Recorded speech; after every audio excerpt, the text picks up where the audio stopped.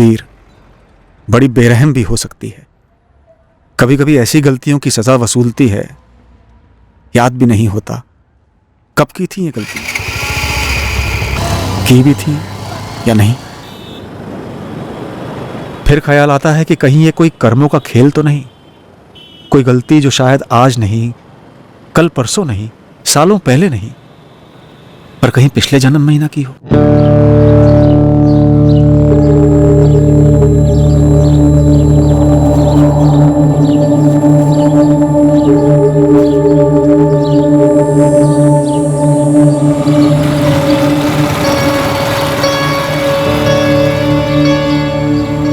कई दिनों से ये आदमी मुझे यहीं खड़ा दिखता है। क्यों खड़ा है मुझे नहीं पता, पर इसकी नजर मुझ पर होती है।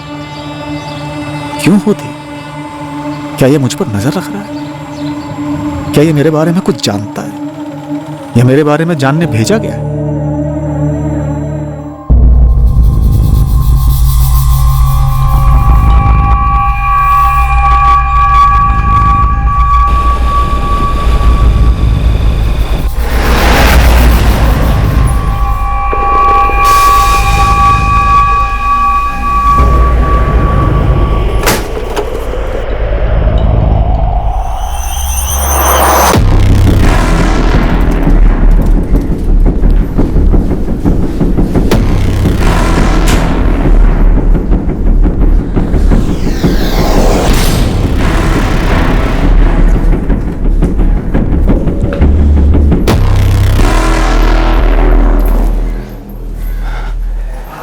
इस बार तो अब घोड़ा हमको चलाने दीजिए।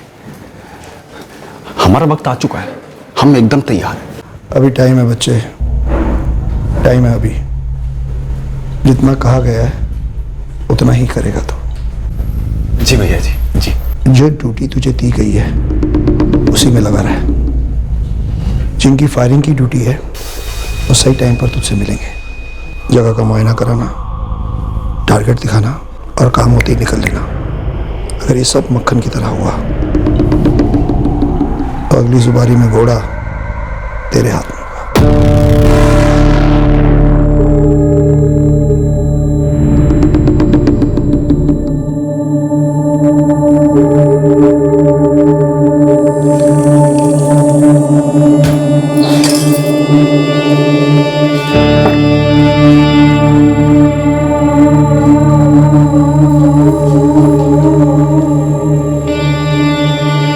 हिमांशु, चाय पीकर तो जाओ। तुम पी लो, एक काम करो, ठंडी चाय से नहा लो।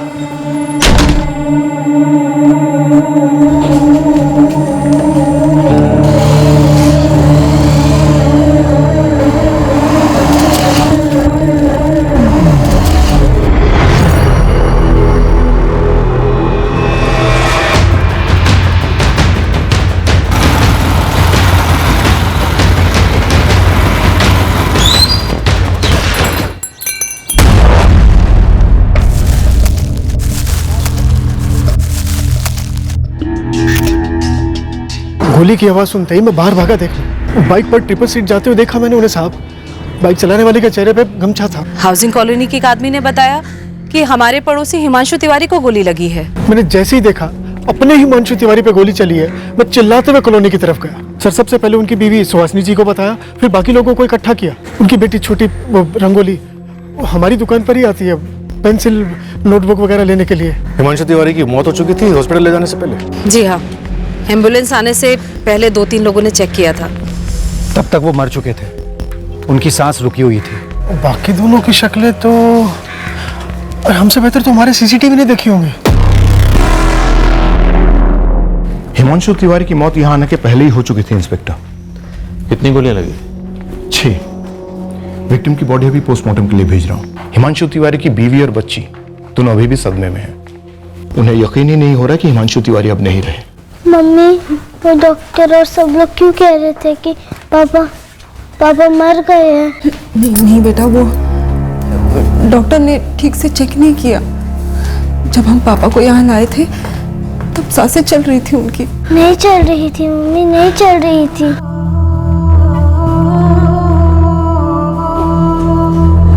पुलिस। हिमांशु की सांसें चल रही है ना, मतलब कोशिश हो रही है ना उन्हें बचाने की। यहाँ लाने से पहले ही आपके पति हिमांशु तिवारी गुजर चुके थे।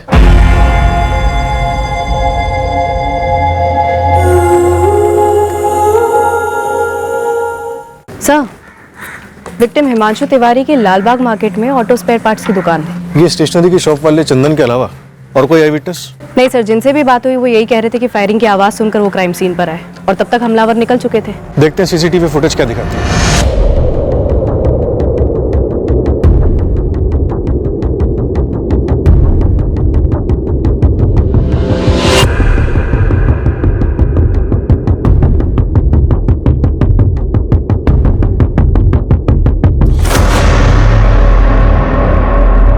सर, दोनों शूटर में से एक शूटर वापस जाता है और 2 गोली दागता है, यानी डबल शूटिंग की गई, डबल श्योर होने के लिए कि टारगेट किसी भी तरह बचा नहीं रहे। लेकिन खुद को बचाने की कोई खास कोशिश नहीं की गई। सिर्फ बाइक सवार ने गमछा पहना हुआ है, बाकी के 2 लोग ऐसे ही हैं।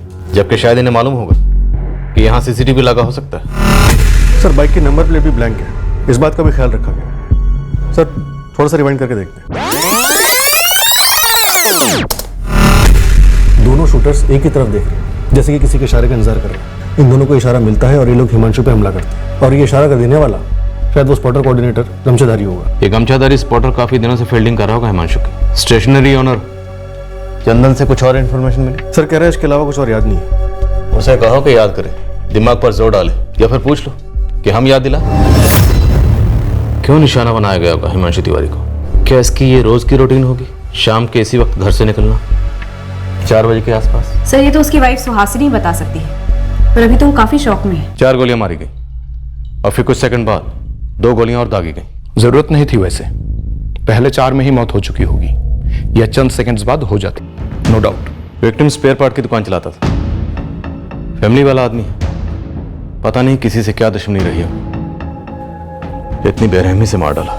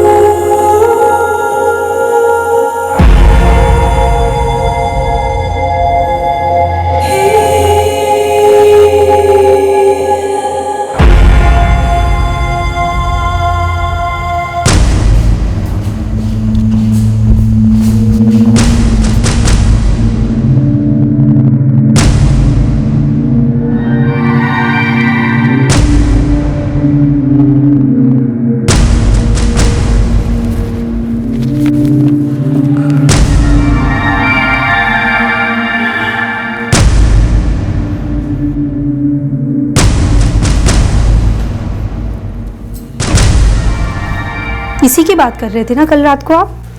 हाँ, हिमांशु तिवारी 6 गोलियों से भून डाला इसे, वहीं के वहीं दम तोड़ दिया बंदे ने। कुछ पता चला क्यों मारा गया? अब तक तो नहीं, लेकिन कोई ना कोई कारण तो जरूर निकलेगा। वही होगा जो हमेशा होता है, जर जोरू या फिर जमीन का मामला।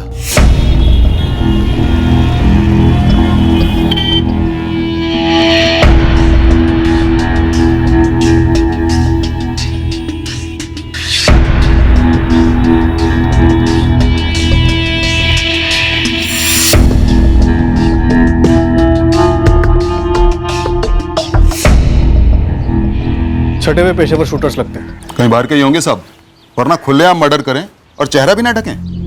लेकिन ये गमछे वाला तो यहीं का लौंडा लग रहा है, तभी तो अपना थोबड़ा छुपा के रखा है। लेकिन बहुत जल्दी बेनकाब कर लेंगे हम लोग। अगर ये तीनों प्रतापगंज के बाहर के परिंदे हैं तो इनके उड़ने से पहले इनको पकड़ना होगा। हर जगह बात घुमा दो। जी मालिक।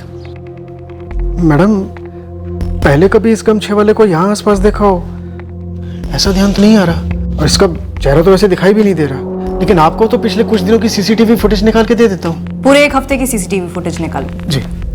1 मिनट रुको, 2 हफ्ते की निकालो। हिमांशु दोपहर 1:30 बजे दुकान से आते, खाना खाते, फिर सो जाते। शाम को 4 बजे उठकर चाय पीते, फिर दुकान को जाते। ये डेली की रूटीन थी हिमांशु जी की, तो शायद हिमांशु जी की रूटीन को स्टडी किया गया हो। अब चूंकि बाजार में उनकी दुकान के बाहर उन्हें मारना मुश्किल था, इसलिए कॉलोनी के बाहर की जगह को चुना गया, और वो भी दोपहर का वक्त। पर जीजा जी क्यों सर? हिमांशु ने किसी का क्या बिगाड़ा था? देखिए, इस तरह की ज्यादातर पेशेवर हत्या किसी पुरानी दुश्मनी या रंजिश की वजह से होती है। क्या ऐसा कुछ था? मेरे पति ने एक बार भी ऐसे किसी रंजिश या दुश्मनी की बात नहीं की थी। हाल फिलहाल में हिमांशु जी ने अपनी दुकान को लेकर या कारोबार को लेकर किसी परेशानी का जिक्र किया? ऐसे किसी परेशानी का जिक्र कभी नहीं किया उन्होंने। हमारा खुशहाल परिवार था सर, एक दूसरे के साथ हंसी खुशी रहते थे। हिमांशु चाय पीकर तो जाओ। तुम पी लो। एक काम करो, ठंडी चाय से नहा लो। सुहासिनी जी, आपकी लाल बाग वाली दुकान पर गौरव और विकास काम करते हैं, उनके साथ कोई खटास? वो लोग कई सालों से काम कर रहे हैं सर, भरोसेमंद है। क्या गौरव और विकास में से किसी ने कोई बड़ा लोन लिया था हिमांशु से? साहब, लोन लेने की कभी ज़रूरत ही नहीं पड़ी। हिमांशु से तनख्वाह वक्त पर देते रहे और बोनस भी देते रहे। साहब, उन्होंने तो हमारा बीमा भी करवाया था। सालों से काम करते थे ना उनके साथ? हाँ साहब। तो कभी किसी के साथ कोई अनबन, कोई दुश्मनी? 15 सितंबर को जब तुम्हारे सेठ हिमांशु दुकान पर आए और फिर दुकान से घर पर गए, तब उनका मूड कैसा था? 15 सितंबर को तो वो दुकान पर आए ही नहीं थे। तो फिर वो घर कहाँ से लौटे थे? सर वो तो पता नहीं, हम सुबह दुकान खोलकर काम पे लग गए थे। तो तुम लोगों ने फोन करके पूछा नहीं? हमें लगा वो अपने दूसरे काम पे गए होंगे, उनका प्रॉपर्टी का बिजनेस भी था ना साहब। तो हिमांशु जी प्रॉपर्टी में भी डील करते थे? ब्रोकर थे? जी नहीं साहब, वो ब्रोकर नहीं थे, वो जमीनें खरीदते थे और जब उनके दाम बढ़ जाते थे तो बेच देते थे। सर, मैंने सुहासिनी से दोबारा वही सवाल पूछे जो आपने पूछे थे, लेकिन एक भी बार उसने प्रॉपर्टी डीलिंग के बिजनेस के बारे में जिक्र तक नहीं किया। ऑड है सर। क्या उसने जानबूझकर नहीं बताया कि हिमांशु परसों दुकान पर नहीं गया था? सर, क्राइम सीन से हिमांशु का फोन बरामद हुआ है। कुछ मिला शक करने लायक? किसी राजू चौधरी को कई कॉल्स हुए हैं 15 को, और उससे पहले भी कई बार। सर, इस राजू चौधरी से हिमांशु की लगभग रोज बात होती थी, दिन में कई दफे, लेकिन क्रियाक्रम के वक्त कोई राजू चौधरी नाम का आदमी आया नहीं था। इस राजू चौधरी का फोन स्विच ऑफ है? नहीं सर, ऑन है। मैंने मिस कॉल दिया था, कॉल रिकॉर्ड्स मंगाए हैं, सोचा फिर उठाते हैं। और हिमांशु के call records? On the way हैं सर। सर, हिमांशु के कॉल लिस्ट में सुहासिनी के 6 मिस्ड कॉल्स हैं, परसों सुबह 11:30 से 1:15 बजे के बीच के, जो शायद हिमांशु ने मिस किए या फिर उठाए नहीं। चंदन स्टेशनरी वाले की सीसीटीवी फुटेज से कुछ मिला? नहीं सर, चंदन ने 3 हफ्ते की फुटेज खंगाली। इनफैक्ट हमने भी फुटेज रीस्कैन की, लेकिन उसमें कोई भी बंदा ऐसा स्पॉट नहीं हो रहा है जो गमछेधारी की बॉडी टाइप से मैच करता हो या फिर कोई किसी पर नजर रख रहा हो।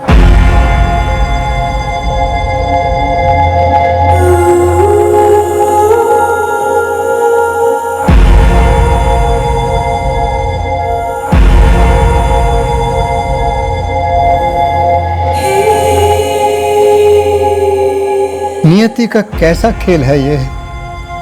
हिमांशु के साथ ही ऐसा क्यों? ऋषि, बहू कुछ जानते हैं क्या? पता नहीं बाबूजी। सर, हम आपको कितनी बार बता चुके हैं कि हमको नहीं मालूम उस दिन हिमांशु सेठ कहाँ थे। और साहब, उस दिन भाभी जी ने भी हमें फोन किया था। क्यों? यही पूछने के लिए कि उस दिन हिमांशु सेठ कहाँ थे। हिमांशु दुकान पर नहीं आए क्या आज? तो फिर कहाँ गए विकास? कल निकलते वक्त कुछ बोले नहीं भाभी जी, और आज सुबह से आए नहीं है वो। कल पक्का आए थे? याद करके बोलो। हाँ, कल तो आए थे, पर आज कुछ बोले नहीं। साहब, सुहासिनी भाभी बार बार वही बात पूछ रही थी, कल आए थे कि नहीं, परसों कहाँ थे, उसके पहले कहाँ कहाँ गए थे, यही सब। क्या उस दिन पहली बार सुहासिनी जी ने फोन करके हिमांशु जी के बारे में पूछा था, या उसके पहले भी ऐसा हुआ है? पहले कभी कभी फोन कर पूछ लेती थी। तो क्या सुहासिनी जी हिमांशु जी पर शक करती थी? घरेलू मामले को तो हमको पता नहीं, हमारा काम तो दुकान में होता है ना। तो दुकान के बारे में बताओ, क्या कभी हिमांशु जी से मिलने दुकान पे कोई औरत आई थी? नहीं। सुहासिनी जी आई थी दुकान पे हिमांशु जी को ढूंढने, या उनकी गर्लफ्रेंड को ढूंढने, या फिर दोनों को ढूंढने? सुहासिनी जी, जिनका मर्डर हुआ है वो आपके पति है ना, हिमांशु तिवारी जी, तो आपसे 2-4 सवाल तो पूछने पड़ेंगे। मुझे ऐसा क्यों लग रहा है जैसे कि आप मुझ पर ताना कस रही हैं? मैंने पति खोया है अपना, जिंदगी उजड़ी है मेरी, घर में लोगों का आना जाना चल रहा है, इस सब के बीच में मैं आपके वही सवालों के जवाब क्यों दूं? हमारे पास कुछ नए सवाल हैं जिनके हमें जवाब चाहिए। हम समझते हैं आपका दुख, कल बात करेंगे आपसे। आपको यहाँ आने में दिक्कत है तो हम वहां आ जाएंगे, जब आपको अनुकूल होगा तब आएंगे, लेकिन आएंगे जरूर सुहासिनी जी।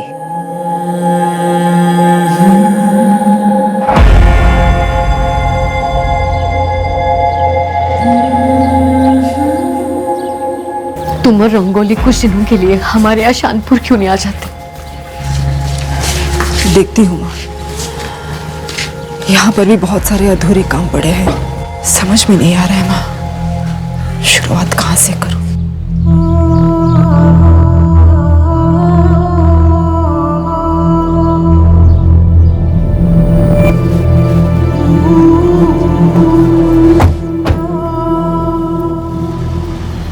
सुहासिनी से तो आप बात करेंगे ही, लेकिन आपका एक चक्कर शानपुर भी बनता है। शानपुर में हिमांशु तिवारी की पूरी फैमिली है, उसके माँ बाप मनोरमा और सुखीराम और उसका बड़ा भाई ऋषिकेश।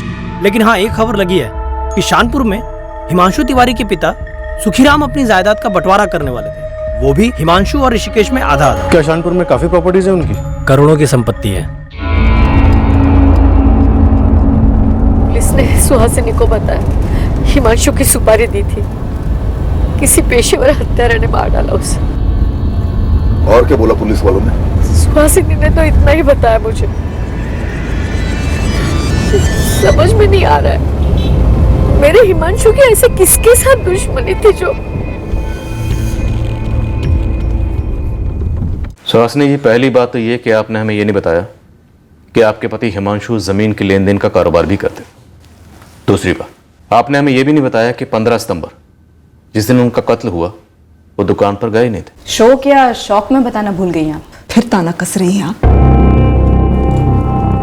सर, मैं सच में भूल गई थी, क्योंकि मेरी आंखों के सामने मेरे पति की गोलियों से छन्नी लाश पड़ी थी। 15 सितंबर जिस दिन आपके पति हिमांशु का कत्ल हुआ, आपने उन्हें एक नहीं, दो नहीं, 6 बार कॉल किया। शायद आपने ये जानने के लिए कॉल किया कि वो कहाँ, क्योंकि जब आपके पति हिमांशु ने फोन नहीं उठाया तब आपने दुकान पे भी फोन किया था। सर, वो मेरे पति हैं थे, वो किस वक्त कहाँ है इतना जानने का भी हक नहीं है मुझे। लेकिन हमारा भी फर्ज बनता है ये जानने का कि हिमांशु 15 सितंबर की सुबह अगर दुकान पर नहीं थे तो कहाँ थे? रोज जैसे ही निकले थे, नाश्ता किया और ठीक 9 बजे घर से निकले। रंगोली, मैं जा रहा हूं, बाय। बाय पापा। स्कूल में अच्छे से पढ़ाई करना। हाँ, मैं जा रहा हूं सुहासिनी, बाय। हाँ सर, मैंने उन्हें ये जानने के लिए फोन किया था कि हिमांशु खाना खाने के लिए घर पर आएंगे या मैं डब्बा भेजूं दुकान पर हमें तो पता चला कि आपके पति हिमांशु हर रोज दोपहर को खाना खाने घर पर ही आते थे। सर, वो आते थे, पर क्या एक पत्नी फोन करके पता भी नहीं कर सकती है? ऐसे कैसे बाल की खाल निकाल रहे हैं आप?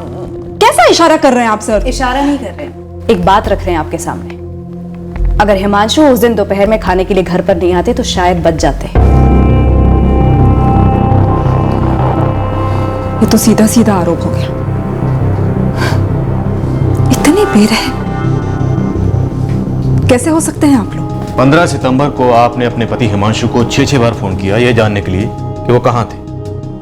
तो 15 सितंबर की दोपहर को जब वो घर पे आए थे तब आपने पूछा होगा कि वो कहाँ थे। सर, वो मेरी बहन संगीता के पति योगेश पांडे के साथ जमीन देखने गए थे। खुश? और क्या पूछना है आपको? यही बात जो आपने अब बताई, पहले नहीं बताई। सर, मैं अभी तो आपको बता चुकी हूँ कि ये बात मेरे दिमाग से निकल गई थी सर, मैं भूल गई थी सर, यहाँ मुझे मेरी बेटी रंगोली की फ्यूचर की चिंता है मुझे। और एक आप है जो मुझ पर आरोप लगा रहे हैं। आरोप लगा रहा है कि मैंने तब अपने पति को जानबूझकर घर से बाहर भेजा, मैंने उनकी हत्या करवाई, मैंने हत्यारों को बुलवा के उन्हें मरवाया। सब पागल है आप या मुझे पागल करना चाहते हैं? सर, हिमांशु पति थे मेरे, सब कुछ थे।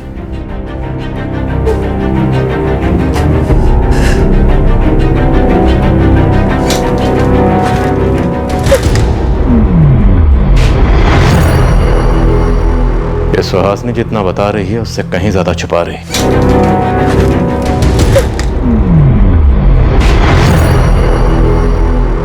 ये सुहासिनी जितना बता रही है उससे कहीं ज्यादा छुपा रही है। शायद उस दिन सुहासिनी ने यह सुनिश्चित किया था कि हिमांशु रोज की तरह दोपहर को घर आए खाने को और रोज की तरह चाय पीकर दुकान के लिए निकले। कॉल रिकॉर्ड्स निकलवाए सुहासिनी के। सर एक रिक्वेजिशन डाल देती हूँ सुहासिनी के कॉल रिकॉर्ड्स के लिए। और सर गुप्ता सर शानपुर गए हैं। हिमांशु अपने साड़ू योगेश पांडे के साथ गया था जमीन देखने कत्ल की सुबह। उसे हाजिर करो। जी सर। और इस राजू चौधरी का क्या हुआ जिसका नंबर बार बार फीचर हो रहा है हिमांशु की कॉल लिस्ट? सर उसकी कॉल रिकॉर्ड डिटेल्स आनी अभी बाकी है। यहाँ इतना कुछ है। और सुहासिनी का कहना है कि हिमांशु की किसी से कोई रंजिश नहीं थी, कोई मसला नहीं था। तो ठीक है, इस सुहासिनी को फिर से खंगालो। किश्तों में इंफॉर्मेशन दे रही है, अपने शो को ढाल बनाकर ढाल के पीछे कुछ छुपा रही। पक्का।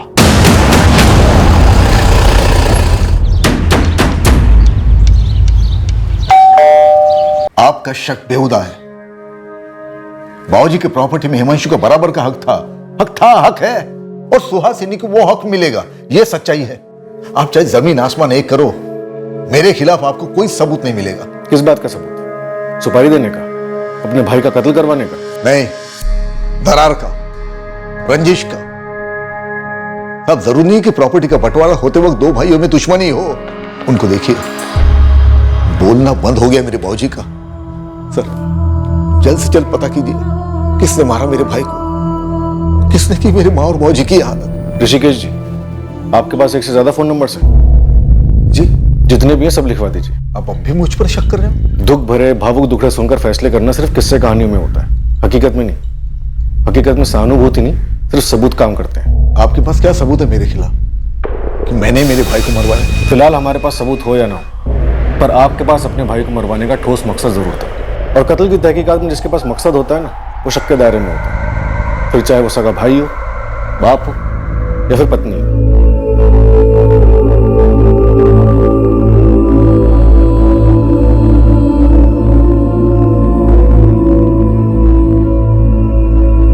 मम्मी, जब आप और पापा की लड़ाई होती थी जब बहुत रोना आता था, अब लोग रह के लड़ाई ही जीतती। कम से कम पापा तो यहाँ होते। मुझे पापा की बहुत याद आ रही। मुझे भी बेटा। तो फिर आप उनके साथ इतनी लड़ाई क्यों करती थी? मम्मी, पापा को किसने मारता रहा? क्यों मारता रहा? मुझे नहीं पता बेटा, मुझे नहीं पता।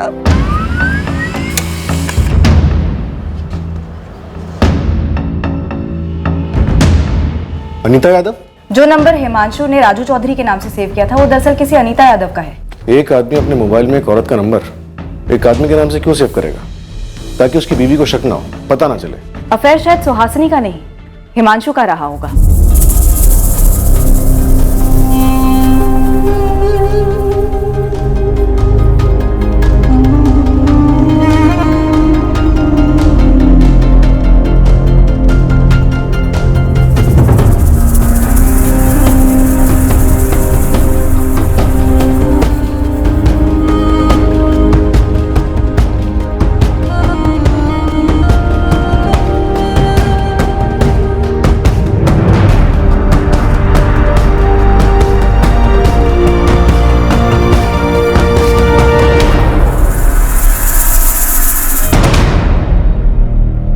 सर इतने कॉल्स होते रहे हिमांशु और अनीता यादव के बीच में, मतलब रिश्ता करीब ही रहा होगा। लेकिन अनीता यादव ना तो हिमांशु के क्रियाक्रम में आई और ना शोक सभा में। अनीता से ही पूछ लेते हैं, वो बिजी थी या छुप रही थी? जमीन मेरी नजर में आई थी, ये प्रतापगंज शानपुर रोड पर, और मैं पहले भी हिमांशु को इस जमीन के बारे में बता चुका था। तो 15 सितंबर को आप और हिमांशु वो जमीन देखने गए? जी, जमीन के मालिक से बात भी हुई थी हमारी।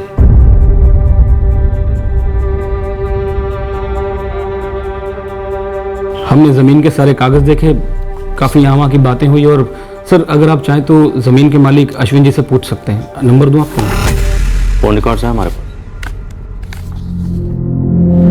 आपके और हिमांशु के फोन रिकॉर्ड से पता चलता है कि आपके फोन की लोकेशन 15 सितंबर को प्रतापगंज शानपुर रोड ही थी। तो सर सच ही बोल रहा हूँ ना मैं। हमने कब कहा आप झूठ बोल रहे? और झूठ बोलने की वजह है क्या? बिल्कुल नहीं। 1 बजे हम लोग वहाँ से निकल गए और करीबन 2 बजे हिमांशु ने मुझे मेरे ऑफिस ड्रॉप किया। आपको ड्रॉप करने के बाद 2:30 बजे हिमांशु घर पहुंचे और फिर 2:55 पर सुहासिनी ने आपको फोन किया। जी हाँ, सुहासिनी ने फोन किया था। वजह? वो सर बस सुहासिनी पूछ रही थी कि हाँ योगेश, आपने और हिमांशु ने नई जमीन देखी थी क्या आज? हाँ सुहासिनी, बढ़िया जमीन है। मैं और हिमांशु सौदा पक्का करने की सोच रहे हैं। अच्छा, वैसे क्यों पूछ रही हो तुम? बस ऐसे ही। तो क्या सुहासिनी भी जमीन के लेन देन में हाथ बटाती थी? जी नहीं सर। तो फिर फोन क्यों किया? वो ऐसे ही सर। फिर 3:55 पर जैसे ही हिमांशु घर से निकला, सुहासिनी ने आपकी पत्नी संगीता को फोन किया। सर सगी बहनें हैं दोनों। वो दोनों सगी बहनें, आप सगे जीजा हैं और हिमांशु सगा पति था, जो इस फोन कॉल के दौरान ठीक 4:01 पर 6 गोलियों से भून दिया गया। सर मुझे समझ नहीं आ रहा कि ये दोनों बातें आपस में जुड़ी कैसे? आप कहना चाहते हैं कि क्या संगीता और सुहासिनी को मालूम था? मालूम था क्या? आप कहना चाहते हैं कि संगीता और सुहासिनी मिलकर हिमांशु को, सर ऐसा क्यों करेंगी वो? यही तो हम जानना चाहते हैं। हमें सुहासिनी पर गहरा शक है। कोई अंधा भी बता सकता है कि सुहासिनी और हिमांशु के बीच में शक की गहरी खाई थी। सर मुझे कुछ नहीं पता। सर मैं एक ब्रोकर हूँ, जमीनों की डील करता हूँ। हिमांशु भी यही काम करता था। हमने कुछ जमीनें मिलकर खरीदी और अच्छा दाम मिलने पर मुनाफा बांट लिया। संगीता और सुहासिनी बहनें हैं, लेकिन सर वो अपनी जिंदगी जीते हैं, हम अपनी। सर मुझे इस बात का बिल्कुल भी अंदाजा नहीं है कि हिमांशु और सुहासिनी के बीच में कुछ गलत था। अनीता यादव कौन? कौन अनीता यादव सर? जी वो कुछ वजह से मैं हिमांशु की शोक सभा में नहीं आ पाई। क्या वजह है अनीता जी? वो पर्सनल है। आप कभी हिमांशु की पत्नी सुहासिनी से मिलने नहीं गई, दुख जताने? कोई पर्सनल कारण? मैं सुहासिनी को नहीं जानती, बस उनके बारे में जानती हूँ। पर वो आपके बारे में नहीं जानती? शायद नहीं जानती हो। कैसे जाने? हिमांशु के फोन में तो आप राजू चौधरी हो। ये आपका निकनेम है या इसका भी कोई पर्सनल कारण है? साहब ये अनीता यादव IIM रोड पर चांदनी अपार्टमेंट में रहती है और उसका पति शरद किशोरीपुर में रहता है। अलग हुए? ना साहब, ट्रांसफर पर। अनीता का पति शरद PWD में इंजीनियर है। अनीता और शरद का कोई बच्चा नहीं है साहब। अनीता का पति शरद का किशोरीपुर में पर्चा खोलो। जी साहब, बिल्कुल। अच्छा, उन दोनों शूटर्स का कुछ पता चला? और उस गमछे वाले का? साहब वो दोनों शूटर 101% बाहर के हैं। उन दोनों को अपनी पूरी बिरादरी में किसी ने नहीं पहचाना। लेकिन वो गमछे वाला तो यहाँ का हो सकता है। बिल्कुल हो सकता है साहब, लेकिन उसने गमछा इतना टाइट बांध रखा है कि इतनी सी भी पहचान नहीं मिल रही है उसकी। सर 15 सितंबर को जब हिमांशु घर से बाहर निकला था 4 बजे, तब पति पत्नी में घमासान झगड़ा हुआ था। पड़ोसी ने बताया? हाँ सर, एडवोकेट रीटा मिश्रा ने। बगल वाला घर उसी का है। देखिए, झगड़े किस जोड़े के बीच में नहीं होते, पर चूंकि ये मर्डर का मामला है इसीलिए बता रही हूँ आपको। रोज होते थे झगड़े? कभी कोई मारपीट?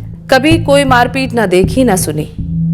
और सच कहूँ, मैं इन सब चीजों पर इतना ध्यान ही नहीं देती, टाइम ही नहीं है मेरे पास। पर उस दिन मेरे एक क्लाइंट घर आए हुए थे, प्रकाश सिंह, और इन लोगों के चिल्लाने की आवाज से हम डिस्टर्ब हो रहे थे। रीटा जी, मुझे लगता है ये पॉइंट हमारी तरफ से काम करेगा, इसे उठाना चाहिए। जरूर उठाएंगे प्रकाश जी। और ये पर मैं कहाँ जाऊँ? मुझे तो 24 घंटे पूरी जिंदगी रोज का है इनका ये झगड़ा। आप बताइए, आप क्या कह रहे थे? मैं कह रहा था वो ऐसा क्या करता हूँ मैं? क्या तकलीफ देता हूँ तुम्हें? बोलो ना। हम अंदर चलकर काम करते हैं। सारा दिन घर पे बैठ के प्लान बनाती रहती हो, कैसे जान खाई जाए हिमांशु की। झगड़ा बढ़ गया तो मैं प्रकाश जी को लेकर अंदर वाले कमरे में चली गई। हम डिस्कस ही कर रहे थे, यही कोई 10-1 मिनट ही हुआ होगा, तभी पूरी कॉलोनी में चिल्लाने की आवाजें आने लगी। अरे हिमांशु जी को गोली मार दी किसी ने। ये वही हिमांशु है ना जिसकी आवाज हमने अभी अभी सुनी थी? हाँ हाँ, हिमांशु तिवारी नेबर है मेरा। अरे उनकी आवाज अभी तो आ रही थी। हम कुछ समझ ही नहीं पाए, बस देखा कि सारे लोग कॉलोनी के बाहर भाग रहे थे। रीटा जी, क्या सुहासिनी अपने पति को मरवा सकती है? क्या बोलूं मैं, वैसे सालों से जानती हूं मैं उन दोनों को, दोनों ही डिसेंट हैं, पर लोगों के दिलों में, दिमाग में, घरों में क्या चल रहा है कोई कैसे बोल सकता है? आपको क्या लगता है? आप कह रही थी कि हिमांशु जी 15 सितंबर की सुबह अपनी दुकान पर नहीं गए थे। सोचिए, हिमांशु जी घर लौटे हो, उन्होंने खाना खाया हो, और शायद उसके बाद वो अपनी दुकान पर जाना ही ना चाहते हो। शायद ये झगड़ा पैदा किया गया हो जानबूझकर, हिमांशु जी को उकसाने के लिए, ताकि उन्हें गुस्सा आ जाए, उनका मूड ऑफ हो जाए, और वो रोज की तरह जब बाहर निकलते हैं उसी टाइम पर बाहर निकले। और हत्यारे पहले से ही वहां घात लगाकर बैठे हुए हो। देखिए, मैं तो बस एक थ्योरी पेश कर रही हूं, जैसे हम कोर्ट में करते हैं। That's it.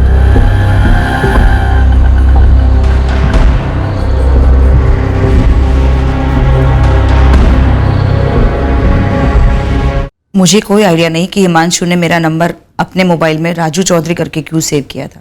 हिमांशु और आप अच्छे दोस्त थे? सिर्फ दोस्त थे। आप जैसा समझ रहे वैसा कुछ भी नहीं था। हम क्या समझ रहे? यही ना कि हमारा अफेयर था। बिल्कुल नहीं था। वेल, अगर था भी तो इस वक्त हिमांशु तो है नहीं जिससे पूछे। आप ही से पूछ सकते। शादीशुदा होकर भी अकेले थे हम दोनों, इसलिए एक दूसरे का दुख दर्द समझते थे। क्या दुख था आपका और क्या दर्द था हिमांशु का? आप दोनों के इस दुख दर्द से किसी को तो बड़ा दर्द हुआ होगा, आपके पति को या फिर हिमांशु की पत्नी को। आप सोच रहे हैं वैसा कुछ भी नहीं था सर। हम समझते थे एक दूसरे को, बातें करते थे। सिर्फ बात करते थे, अफेयर नहीं था? मतलब वो क्या कहते हैं कि प्यार को प्यार ही रहने दो, रिश्तों का नाम ना दो, ऐसा कुछ? गहरी दोस्ती थी, और हाँ, फोन पर लगभग रोज बातें होती थी, चैट पर भी। तो अनीता जी, अगर आप दोनों में सिर्फ अच्छी दोस्ती थी तो उसे दुनिया से छुपाने की जरूरत क्या थी? हमारे बीच ये क्लियर था कि सिर्फ दोस्ती है। दुनिया तो 2 और 2 5 ही जोड़ती है ना। हम बेकार का सरदर्द नहीं चाहते थे, अपने अपने घरों में तनाव नहीं चाहते थे बस। हिमांशु अपनी पत्नी सुहासिनी से नाखुश क्यों था अनीता जी? इतना भी बुरा नहीं हो सकता हिमांशु। अगर रंगोली नहीं होती ना तो हमारी शादी कभी टिकती नहीं अनीता। मैं रोज घर जाता हूं सिर्फ इसलिए क्योंकि मेरी बेटी रंगोली है, जो मेरी दुनिया है। लेकिन रंगोली को तो तुम दोनों चाहिए ना, और वो भी लड़ते हुए नहीं चाहिए। तुम्हें रंगोली की खातिर सुहासिनी को एक और मौका देना होगा। 12 साल कम नहीं होते अनीता, और ताली कभी एक हाथ से नहीं बजती। काश मेरी तरह सुहासिनी की जिंदगी में भी कोई आए जो उसे यह समझाए कि मैंने कभी उससे दिल से प्यार किया था। हमारी शादी कोई गलती नहीं थी अनीता। शुरुआत फिर से भी तो हो सकती है ना, नए सिरे से। और कोई गलती नहीं होती जब तक उसे सुधारने की कोशिश होती रहे। तुम नहीं समझोगी क्या होता है रोज। बेल बजाई, सुहासिनी ने दरवाजा खोला और बस शुरू। सुहासिनी को आपके बारे में मालूम था? जी मैं नहीं जानती, और इसलिए मैं हिमांशु के अंतिम संस्कार में भी शामिल नहीं हुई थी। चूर चूर हो गई थी ये सोचकर कि हिमांशु को इस तरह से क्यों मारा गया होगा। तो अनीता जी, क्या ऐसा हो सकता है कि किशोरीपुर में बैठे आपके पति शरद यादव ने आपकी और हिमांशु की दोस्ती को एक अच्छा खासा अफेयर समझ लिया? बोलिए अनीता जी, शरद को मालूम था? शरद ने मुझे कभी भी सवाल नहीं किया हिमांशु के बारे में। सवाल नहीं किया इसका मतलब ये नहीं कि शरद को मालूम नहीं था। अनीता जी, क्या ऐसा हो सकता है कि शरद ने हिमांशु को मरवाया? ऐसा कुछ भी नहीं था सर, कुछ भी नहीं। आप ऐसा सोचती, शायद आपके पति ऐसा ना सोचते।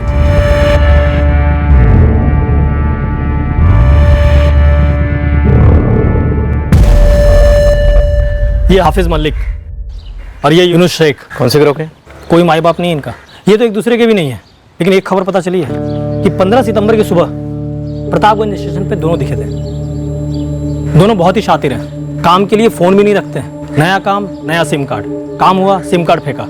किसी लॉज में चेक इन भी नहीं किया, कहीं चाय भी नहीं पीते कि पकड़ सके। बस काम किया, धाएं धाएं धाएं और निकल लिया, एकदम मक्खन। जावेद, तू और असलम इस इलाके का हीरो होने का दावा करते हो, लेकिन अभी तक ये पंटर कौन है इसके बारे में कुछ भी खबर नहीं मिली तुम्हें। क्या अगर सो रहे हो तुम दोनों? पूरी फील्डिंग कर रहे हैं, बहुत जल्दी कैच कर लेंगे। एक पत्नी जो शायद शकी थी, एक दोस्त जो शायद प्रेमिका थी, लेकिन अब तक हम हिमांशु के हत्यारों तक नहीं पहुंचे। किसी के भी फोन रिकॉर्ड से कुछ नहीं मिला।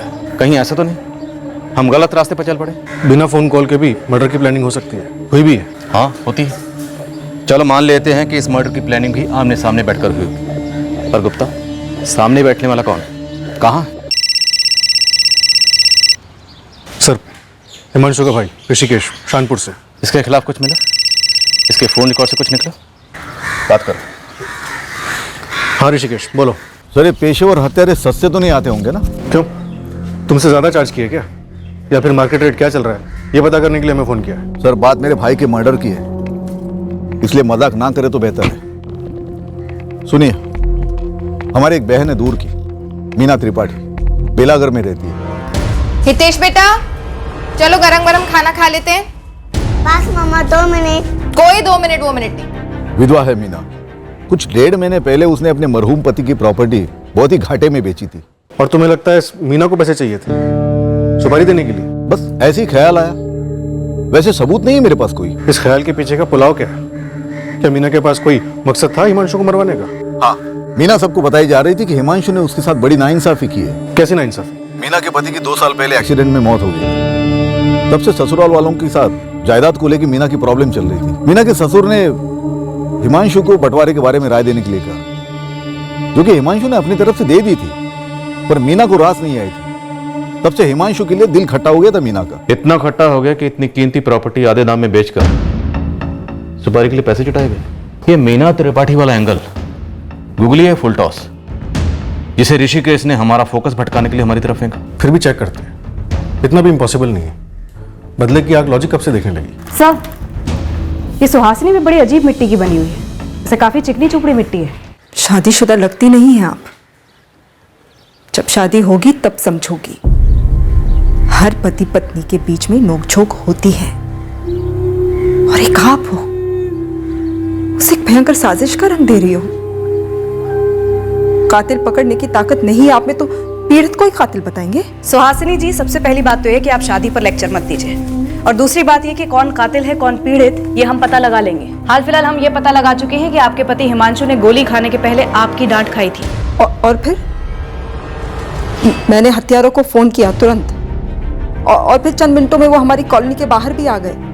मतलब सीधे आसमान से टपक गए क्या? तुरंत आप हमारे थाने में तशरीफ ले आइए सुहासिनी जी। लगता है आपके घर में कोई करीबी बेवक्त गुजरा नहीं है। वैसे 13 दिनों तक हम घर के बाहर कदम भी नहीं रखते। 13 दिन की पाबंदी आपके ऊपर होगी, आप उसका पालन कीजिए। हमारे ऊपर कोई पाबंदी नहीं है, इसलिए हम आपके घर आ रहे हैं।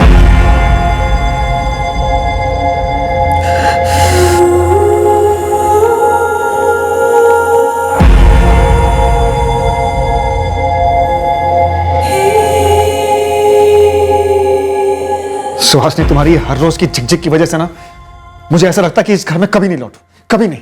तुम्हारे पास कहीं और जाने का ठिकाना जो है। लेकिन एक बात याद रखिए हिमांशु, मैं पत्नी हूं तुम्हारी, और तुम्हारी 11 साल की बच्ची भी है घर में, इसलिए घर आना या ना आना ये कोई चॉइस नहीं है तुम्हारे पास। और इस घर में ना तुम्हारी मनमर्जी नहीं चलेगी। तुमसे तो बात करना ही बेकार है, जाओ तुम। अरे मैं कहां जाऊं? मेरे पास तो ऐसा कोई है ही नहीं जाने के लिए, वो तो तुम्हारे पास है। मुझे तो 24 घंटे पूरी जिंदगी तुम्हें झेलना होगा। अरे क्या झेलती हो तुम? ऐसा क्या करता हूं मैं? क्या तकलीफ देता हूं तुम्हें? बोलो ना, एक बार खुल के बोलो। सारा दिन घर पे बैठ के प्लान बनाती रहती हो, कैसे जान खाई जाए हिमांशु की, कैसे जान से मार दिया जाए अपने पति को। तुम फिक्र ना करो, एक दिन ना, और बहुत जल्दी आएगा वो दिन जब मैं इस घर में वापस लौटूंगा ही नहीं। फिर पूरे सुकून के साथ रहना तुम, ठंडक मिलेगी तुम्हारी आंख को। अरे अब सारा गुस्सा चाय पे निकलेगा? शुक्र करो चाय पे निकाल रहा हूं। चाय पी के जाओ हिमांशु। खुद पी लो। एक काम करो, ठंडी चाय से नहा लो। सर, लगता है ये सुहासिनी बहुत बड़ा गेम खेल रही है। सोच रही है आंसुओं से हमारी आंखों में धूल झोंकेगी। सर, सुहासिनी की बहन संगीता को भी उठाते हैं।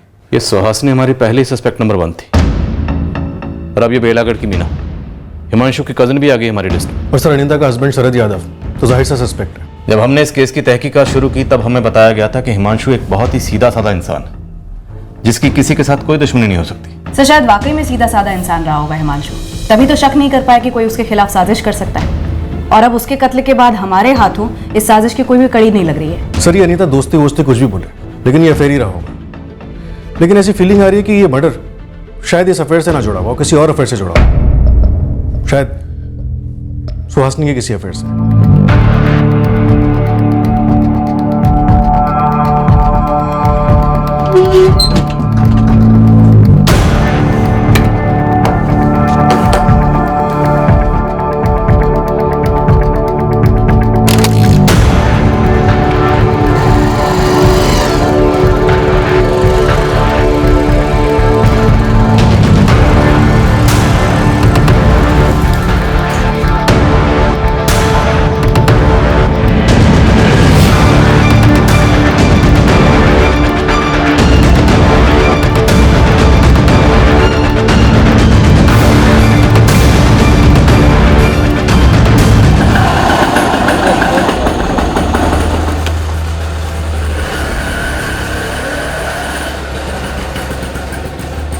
तो सुहासिनी के कॉल रिकॉर्ड्स डबल स्कैन किए, अफेयर का इशारा तो नहीं हो रहा है। हो सकता है अफेयर वाला फोन अलग हो।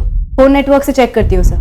वैसे सुहासिनी बाहर बैठी है। और उसकी बहन संगीता निकल चुकी है सर, ऑन द वे है। दोनों से अलग अलग पूछताछ करेंगे, और अगर जरूरत पड़ी तो फिर एक साथ भी। अब पुलिस वालों की शादियां नहीं होती। आप लोग सच में घरेलू पति पत्नी की नोकझोंक समझते नहीं है? पर घरेलू नोकझोंक के बाद किसी पति को गोली मार दी जाए, ये हमने नहीं देखा। हमारी नोकझोंक के बाद कोई चांद पर रॉकेट भेजता या कहीं भूकंप आ जाता तो भी आप मुझे ऐसे ही थाने बुलाकर बेकार में बिठाकर हमारी नोकझोंक से कनेक्शन जोड़ते, है ना सर? भूकंप तो आपके परिवार में आया। हमारी नोकझोंक भी उसी परिवार को लेकर होती थी सर। हिमांशु को काम के परे कुछ नजर ही नहीं आता था। ठीक है, मेरे लिए ना सही, कम से कम हमारी बेटी रंगोली के लिए तो समय निकालते, पर नहीं। तो आप ये कहना चाहती हैं कि आपकी और आपके पति हिमांशु के बीच में इतने अरसे से, सालों से झगड़ा और नोकझोंक सिर्फ इसलिए होती थी क्योंकि वो रंगोली का वक्त नहीं देते थे? और क्या कारण था सर, आप बताइए ना। कारण था अनीता यादव। कौन अनीता यादव? ये मत पूछिए कौन अनीता यादव, क्योंकि अनीता यादव कौन है ये आपकी बहन संगीता भी जानती। 3:55 पर आपके पति हिमांशु घर से निकले, 4:01 पर उनका कत्ल हो। इन्हीं 6 मिनटों में आपने अपनी बहन संगीता को फोन भी कर लिया। उसके पहले 2:55 पर आपने अपने जीजा योगेश पांडे को फोन किया। 6 बार अपने पति हिमांशु को फोन किया, दुकान पर फोन किया। इन सारे कॉल्स का एक ही मकसद था, अपने पति हिमांशु का झूठ पकड़ना और अनीता यादव का सच जानना। आपकी और आपके पति दोनों के बीच की नोकझोंक और झगड़े की वजह अनीता यादव थी ना। हिमांशु चाय पीकर तो जाओ। तुम पी लो, एक काम करो, ठंडी चाय से नहा लो।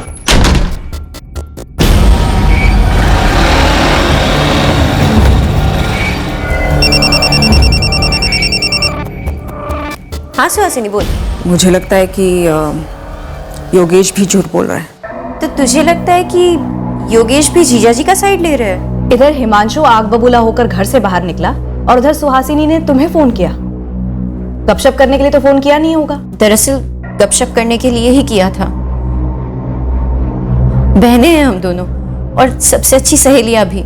ये तो हमारी बदनसीबी है कि उसी वक्त किसी ने जीजाजी की हत्या कर दी, और उससे भी बड़ी बदनसीबी ये कि उनके कातिलों का पता लगाने के बजाय आप लोग हमारे जख्मों पर नमक रगड़ रहे, खासकर मेरी बहन के। क्या आप दावे के साथ कह सकते हैं कि उनकी जिंदगी में कोई औरत थी और वो ये अनीता यादव थी? सबूत क्या है आपके पास? सुहासिनी जी, अफेयर के सबूत तो आपको मिले हों, तभी तो हिमांशु को मौत मिली। मत कहिए ऐसा सर, मैं तो कभी पता लगा ही नहीं पाई। सर मुझे लगता जरूर था कि कोई है, पर वो कौन है मैं कभी जान नहीं पाई। और आप अब मुझे बता रहे कि कोई थी, वाकई में थी। आपको कैसे पता चला? वैसे ही जैसे आपको पता चला राजू चौधरी से, जिससे आपके पति हिमांशु की कई बार बात हो। राजू चौधरी?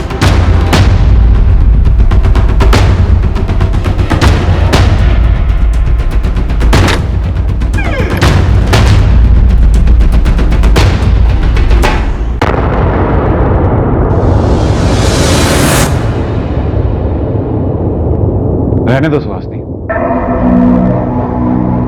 फोन तो छुपा लोगी, लेकिन तुम्हारी आंखों में जो यह बेबुनियाद शक है, इसे कैसे छुपाओ? जैसे तुम छुपाते हो अपनी आंखों में किसी और का चेहरा, अपने दिल में किसी और की धड़कन।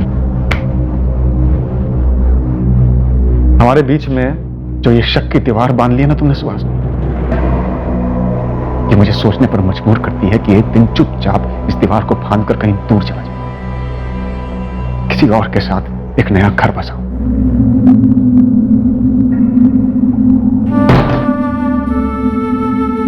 अनीता का नंबर हिमांशु ने राजू चौधरी के नाम से सेव किया था।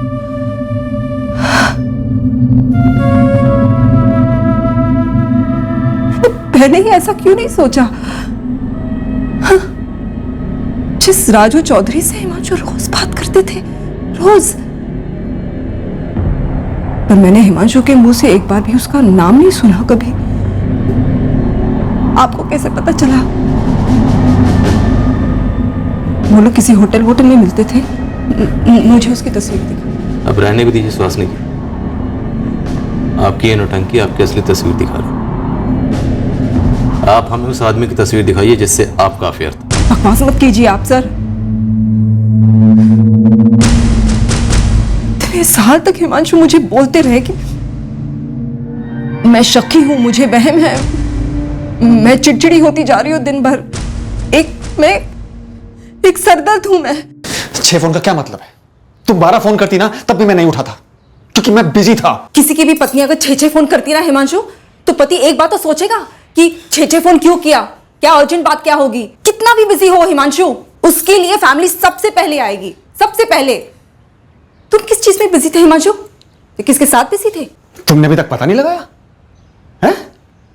अरे ये तो बड़ी अजीब बात हो गई आज। दुकान पे तो पक्का फोन किया होगा। नहीं, संगीता को जरूर फोन किया होगा। तो उसने बताया नहीं कि मैं उसी के पति योगेश के साथ शानपुर हाईवे के पास वाली जमीन देखने गया था। जमीन देखना बिजी होता है क्या? हाँ हिमांशु, तुम अपने दिल पर हाथ रखकर बताओ मेरा फोन क्यों नहीं उठाया तुमने? सर दर्द। पहले जब तुम मुझ पर 24 घंटे शक करती थी ना, तो मेरे सर में दर्द होता था, लेकिन अब लगता है तुम खुद कितना बड़ा सरदर्द हो। जो भी करती हो, जो भी कहती हो, वो बस शक की कड़वी चाशनी में डूबा हुआ होता है। कितना मीठा बोल रहे हो हिमांशु, कितना मीठा बोल रहे हो।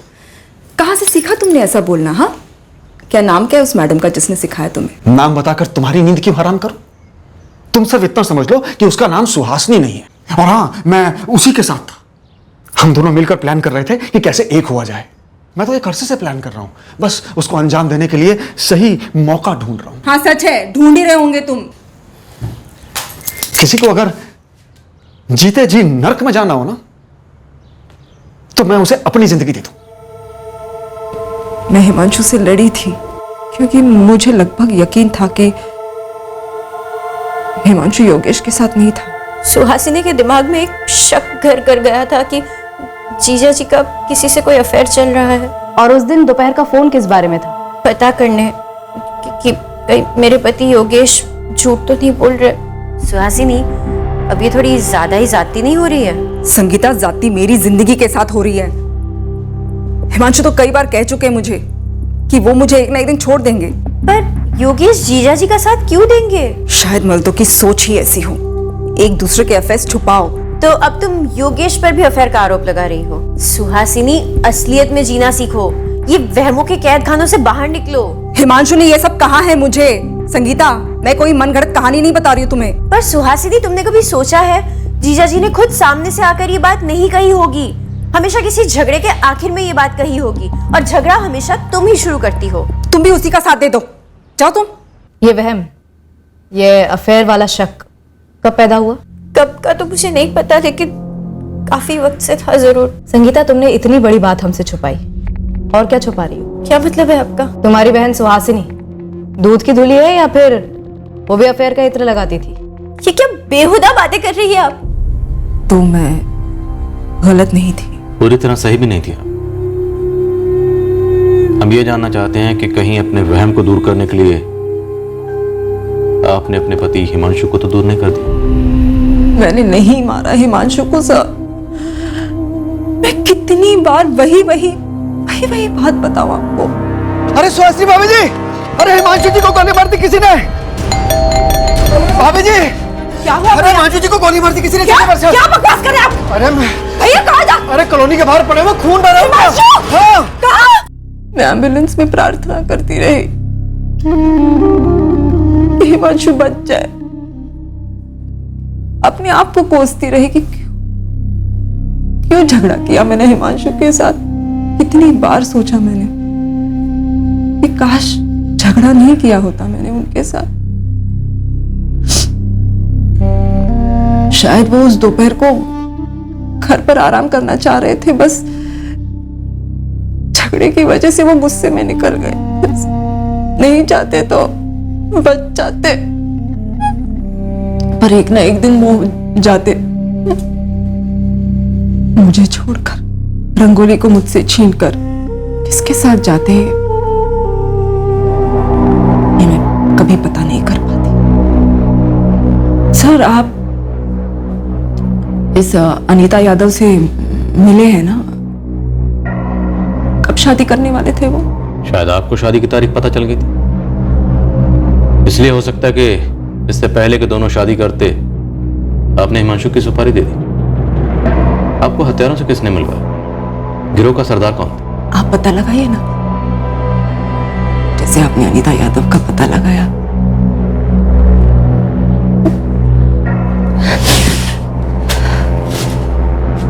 सर, मैं जाऊं? मैं बहुत थक गई हूँ, मुझे घर जाना है। सुहासिनी तिवारी काफी अच्छे से दर्शाती है उसका सदमा, उसका चौंक जाना, पर अभी भी वो अपना असली चेहरा दिखा रही है या अभी भी मुखौटा पहने हुए, ये तय कर पाना मुश्किल है। सर, फोन नेटवर्क कंपनी से जवाब आया है। सुहासिनी के नाम पर कोई भी दूसरा नंबर रजिस्टर्ड नहीं है। हो सकता है इस अफेयर में कोई फोन इस्तेमाल ही ना हुआ। सुहासिनी अपने प्रेमी से चुपचाप मिलती रही। पीछा करो। सर, सुहासिनी की बेटी रंगोली से अलग से बात करें? नहीं रुचिका, वो बच्ची है, रहने देते हैं। पहले हम ट्राई करते हैं, अगर कुछ ठोस हाथ लगा तो फिर बात करेंगे। हिमांशु की कजन मीना त्रिपाठी, उसका क्या हुआ? सर, मीना त्रिपाठी के कॉल रिकॉर्ड्स तो ठंडे हैं। गुप्ता सर का मैसेज आया था, वो बेलागढ़ में मीना त्रिपाठी तक पहुंच गए। हिमांशु मेरा कजिन था, जाहिर है उसकी मर्डर की खबर सुन के मुझे बुरा लगा है, लेकिन आप मेरे पास क्यों आए हैं? ये गमछाधारी मास्टरमाइंड लगता है, और इन दोनों शूटर्स ने हिमांशु पर गोलियां चलाई थी। प्रोफेशनल काम करने वाले लगते हैं, काफी बड़ी रकम लेते हैं मर्डर की। तो आपके स्वर्गवासी पति की एक जमीन थी रामाबाग में, जो आपने पिछले महीने बेची। उसका इन पेशेवर हत्यारों से क्या ताल्लुक है? आप सीधे सीधे बताएंगे क्या टेढ़ा सोच रहे हैं? जमीन के बंटवारे को लेकर आपके अपने ससुराल वालों के साथ अनबन थी? काफी जानकारी निकाल कर आए हैं आप। बिल्कुल। जमीन के बंटवारे में अपनी राय देने के लिए आपके ससुर ने हिमांशु को बुलाया था, और हिमांशु ने जो राय दी वो आपको नाइंसाफी लगी, और जमीन बेचने के ठीक 1 महीने के बाद इन महंगे शूटर्स ने हिमांशु को शूट कर दिया। अब बोलिए। हिमांशु के साथ मेरी कोई निजी दुश्मनी नहीं थी। हाँ, वो बंटवारे का फैसला खटका था मुझे। मेरे सर पे मेरी बेटी की जिम्मेदारी, इसलिए अपने ससुराल वालों के सामने कुछ मांगे रखी थी मैंने। 50-50 हो रहा है मीना, इसमें नाइंसाफी कहां हुई है? तकदीर ने मेरे साथ नाइंसाफी की है, मेरे पति को मुझसे छीनकर। आप लोग थोड़ा बड़प्पन नहीं दिखा सकते? मेरी हालत नहीं देख सकते? इस घर की विधवा हूं मैं, बेवक्त हुई विधवा। लेकिन मीना बेटा, हम राजेश के साथ नाइंसाफी नहीं कर सकते। राजेश जवान है, अभी अभी नौकरी शुरू की है, पूरी जिंदगी रखी है उसके सामने, लेकिन मुझे मेरी नई जिंदगी ढूंढनी है। लेकिन मीना, तुम्हारे पति रुपेश ने जिंदगी भर जो भी कमाया, जो भी इन्वेस्टमेंट्स किए, वो सब तो तुम्हारे और तुम्हारे बेटे के नाम पर ही है ना। उसमें से तो कोई भी हिस्सा ये परिवार तुमसे नहीं मांग रहा, क्योंकि वो गलत भी होगा। लेकिन केशव अंकल की प्रॉपर्टी पर राजेश और रुपेश दोनों भाइयों का बराबर का हक बनता है। नाखुश हुई, लेकिन लड़ी नहीं। जो होना था हो गया, मामला खत्म है। हिमांशु भी खत्म है। क्या ये मामला, ये रंजिश हिमांशु से थी? इंस्पेक्टर साहब, आपको बहुत गर्मी लग रही होगी ना, और इस किराए के मकान में एक कूलर तक नहीं है, और मैं हिमांशु के खिलाफ भड़ास निकालने जमीन बेचकर उसके कत्ल की सुपारी दूंगी। कितने की सुपारी दी थी? किसने उठाई थी सुपारी?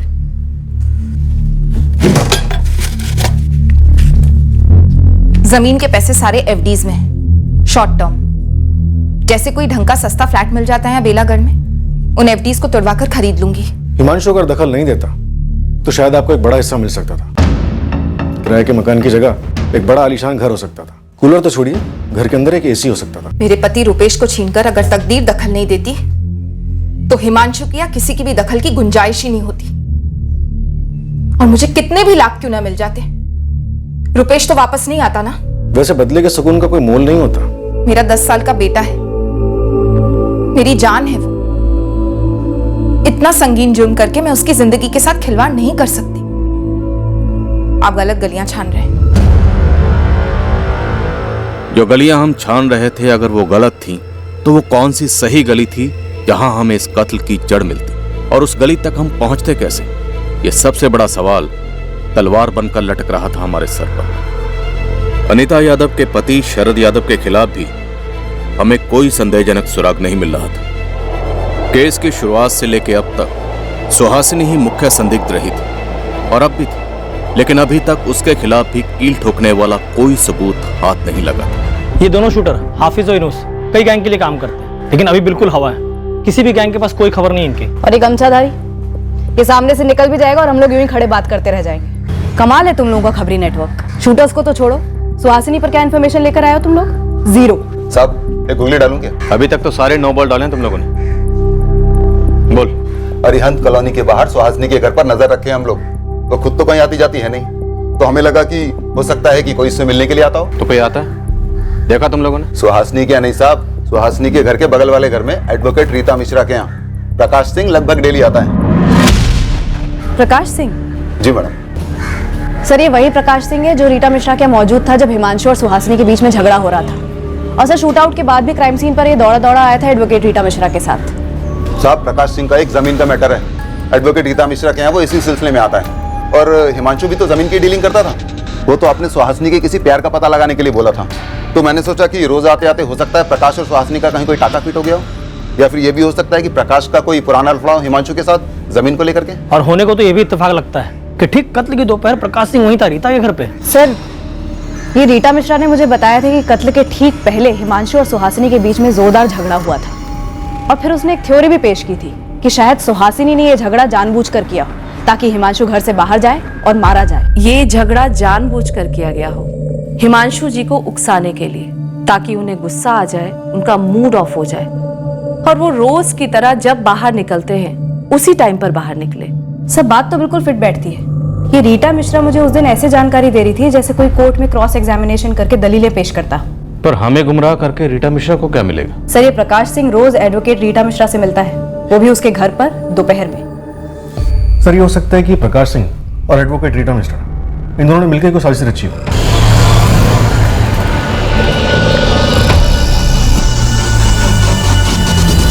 या तो ये रीटा मिश्रा इस सारी साजिश में शामिल है, या फिर एक पॉसिबिलिटी ये भी है ये एडवोकेट रीटा प्रकाश सिंह की जमीन का मसला हैंडल कर रही थी और उसे इस बात की भनक ही ना हो कि प्रकाश और सुहासिनी के बीच कुछ चला था, या फिर हिमांशु और प्रकाश के बीच कोई पंगा। सर इन दोनों संभावनाओं में जैसे ही हिमांशु घर से बाहर निकला होगा, इसकी जानकारी बाहर फील्डिंग कर रहे हत्यारों को दी गई होगी कि टारगेट निकल चुका है। एक बार फुटेज फिर से देखते हैं।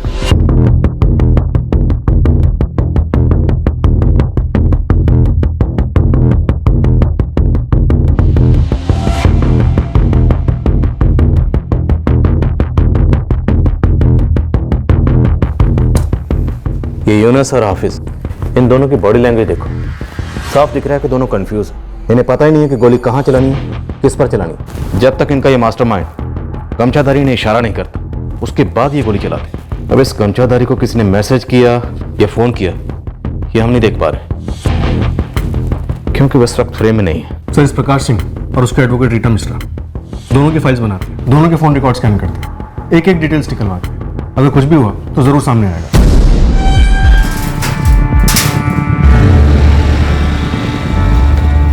प्रकाश सिंह का छोटा सा बिजनेस है यहीं अपने प्रतापगंज में। प्रकाश सिंह के मरहूम बाप दीनानाथ सिंह ने धंधा जमाया था, पर उसके टाइम से एक जमीन है, अच्छी प्रॉपर्टी है, जो कोर्ट के मामले में फंसी पड़ी है। एक ट्रस्ट थी गरीब औरतों को खैरात देने वाली, जिसकी कमेटी में ये प्रकाश का बाप दीनानाथ मेंबर था। जैसे जैसे साल गुजरे, दीनानाथ करता धरता बन गया उस ट्रस्ट का, और वो प्रॉपर्टी उसने अपने नाम कर ली। ट्रस्ट का काम बंद पड़ा है सालों से, दीनानाथ भी चल बसा। फिर उस जमीन की देखभाल प्रकाश करने लगा। अब ट्रस्ट की कमेटी ने उस जमीन को लेकर केस ठोक दिया प्रकाश पे। इसी प्रॉपर्टी के केस में इस प्रकाश सिंह की वकील एडवोकेट रीता मिश्रा है। प्रकाश को रीटा टाइम टू टाइम सलाह देती हैं इसी केस पर। दरअसल सालों से रगड़ रहा है ये मामला। इसी केस के चक्कर में प्रकाश सिंह का रीटा के घर लगातार आना जाना लगा रहता है। ये हिमांशु भी प्रॉपर्टी की डीलिंग करता था, इस प्रकाश सिंह का उससे कोई कनेक्शन? हम भी वही देख रहे हैं सर, लेकिन अभी तक कोई कड़ी जुड़ी नहीं है। एडवोकेट रीटा मिश्रा, इसकी क्या स्टोरी है? सर रीटा मिश्रा सिर्फ हिमांशु की पड़ोसन थे, और उसके कत्ल से रीटा मिश्रा को कोई फायदा होने वाला था, ऐसा अभी तक तो कुछ भी नहीं दिख रहा है।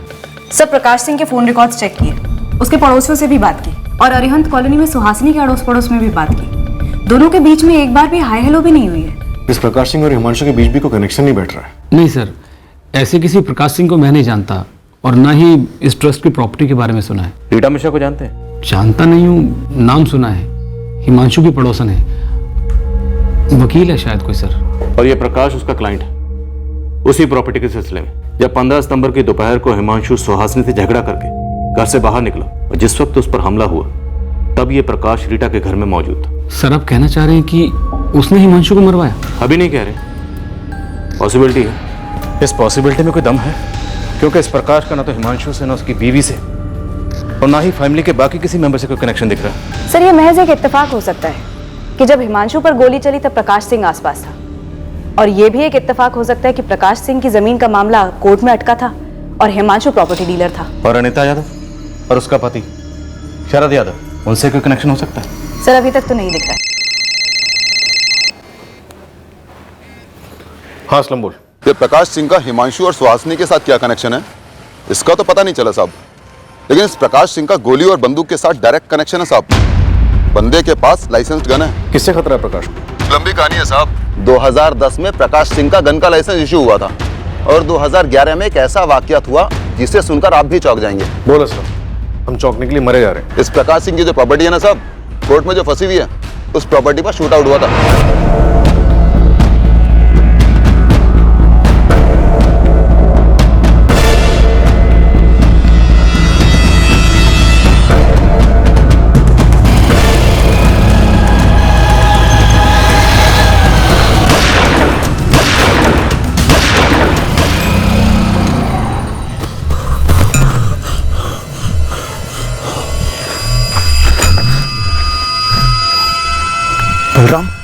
बलराम चौहान मारा गया। निशाना प्रकाश सिंह था। 6 साल पहले की बात। इस हमले का हिमांशु या उसके मौसा से कोई कनेक्शन था? वो तो पता नहीं साहब, लेकिन ये खबर हमें एक पुराने हिस्ट्री शीटर ने दी है। शूट आउट की लोकेशन प्रतापगंज है, तो किसी न किसी थाने में केस जरूर दर्ज हुआ होगा। गुप्ता, 2011 का केस है शूट आउट। निकलाओ केस फाइल। मैं क्राइम सीन के आसपास के सभी थानों से शुरुआत करता हूँ। असलम, पूरा जोर लगा अपनी सारी फौज लगा दो इस काम के पीछे। पता करो इस प्रकाश सिंह का हिमांशु से या उसकी बीवी सुहासिनी से या अनिता यादव या उसके पति शरद यादव से कोई भी कनेक्शन। रविंद्रनगर police station. बात सिर्फ लाइसेंस बंदूक की होती तो शायद हम प्रकाश सिंह के पीछे इतने हाथ धोकर नहीं पड़ते, पर डिस्प्यूटेड प्रॉपर्टी पर इस शूट आउट की खबर ने हमारे कान खड़े कर दिए। हम लगभग पक्का थे कि प्रकाश सिंह का हिमांशु के कत्ल के वक्त क्राइम सीन के आसपास होना महज एक इत्तेफाक नहीं था, पर इससे पहले कि प्रकाश सिंह की पूरी कुंडली हमारे सामने खुलती, हिमांशु के शूट आउट की साजिश का एक पन्ना हमारे हाथ लगा। कौन है संजय राजपूत? नया कॉला पंटर है, पर नारायण नगर में बतौर गुंडा उभर रहा है। हिमांशु तिवारी के मर्डर में इसकी कोई डायरेक्ट इन्वॉल्वमेंट है? डायरेक्ट इन्वॉल्वमेंट है कि नहीं ये तो पता नहीं, लेकिन इसका एक पुराना साथी है बंटी सिंह। मेरा बंदा उस बंटी सिंह से मिला था, तो बंटी सिंह बोला कि 16 सितंबर की सुबह से ये संजय राजपूत अंडरग्राउंड है। संजय और बंटी दोनों की डिटेल्स निकलवा और तुरंत भेजो।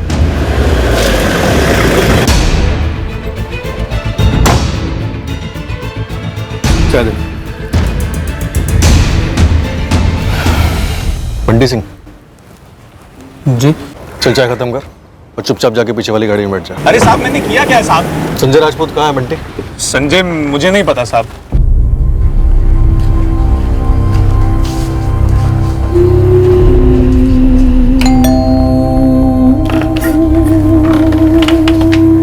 जी, मैं अनीता यादव।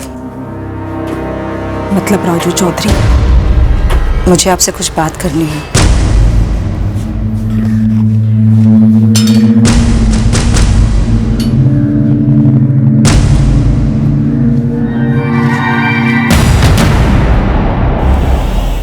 हिमांशु तुमसे बहुत प्यार करता था।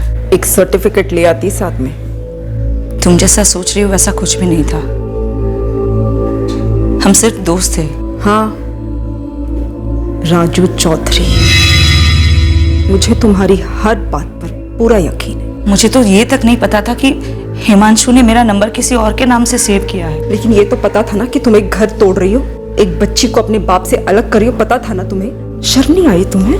मैंने कहा ना तुमसे कि ऐसा कुछ भी नहीं था, हम सिर्फ दोस्त थे बस। 12 साल से साथ में हूँ हिमांशु के, उसके हर दोस्त को जानती हूँ। पुलिस को भी यही शक था कि मेरा और हिमांशु का अफेयर था, लेकिन ये सच नहीं है। और सुहासिनी, हिमांशु तुमसे नाखुश नहीं था, वो तो बस तुम्हारी शक करने की वजह से परेशान था। वो तुम्हारे और रंगोली के साथ एक सुखी जीवन बसर करना चाहता था, और सुहासनी, मैं भी शादीशुदा हूँ। हम दोनों बस बातें करते थे, कभी शादी वादी का ख्याल तक नहीं आया। शायद हिमांशु की मजबूरी रंगोली थी, तुम्हारी मजबूरी तुम्हारा पति। किसी की कोई मजबूरी नहीं थी। हिमांशु बस तुम्हारी शक करने की वजह से परेशान था। उसे लगता था कि तुम उस पर यकीन ही नहीं करती। वो हमेशा चाहता था कि वो वक्त कभी वापस आ जाए जो तुम दोनों ने साथ में बिताया था शादी के शुरुआत के सालों में। मैं भी एक औरत हूं, महसूस कर पाती थी जब वो बातें करता था तुम्हारे बारे में कि वो तुमसे कितना प्यार करता है। हिमांशु का तुम्हारे लिए प्यार कभी खत्म नहीं हुआ,